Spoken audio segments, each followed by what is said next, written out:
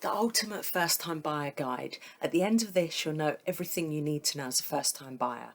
Hi, my name's Manda. I'm the mortgage coach. I combine mortgage advice with financial coaching. So let's get started. First, what is a first time buyer? Now, if you're looking at it from a legal point of view, it's someone that's never owned a property. If you are eligible for that, then you don't have to pay at this point of recording stamp duty, which at the moment is 425,000.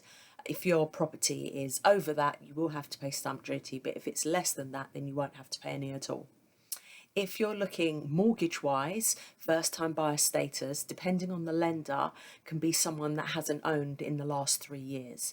So that's obviously a different criteria. So you just need to make sure that you understand. The next thing is it's really important to know the mortgage process. So obviously you need to know what's eligible, what you need, and what you need to do.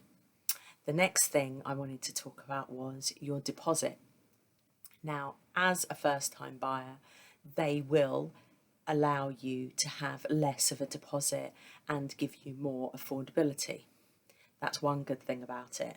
The next thing is the type of mortgages. Now, when you're looking at a mortgage, the best thing to do is to understand about the interest rate and about the product fee and any other costs. So, as a mortgage advisor, I always say, what is the best deal rather than the best rate, because it combines all three. The next thing that you need to consider as a first time buyer is you need to understand what you need. So the first thing obviously is the deposit. The second thing is to have a good credit score, and third thing is to have a stable income. Now, when you look at your credit report, the best thing I would say to do is download Check My File.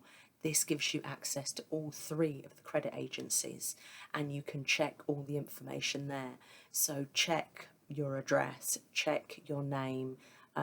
Being on the electoral roll really does help boost your score because they like to know where your registered address is. The other thing to be aware of is, have you had any missed payments, late payments? Are there credit commitments on there that you don't recognise?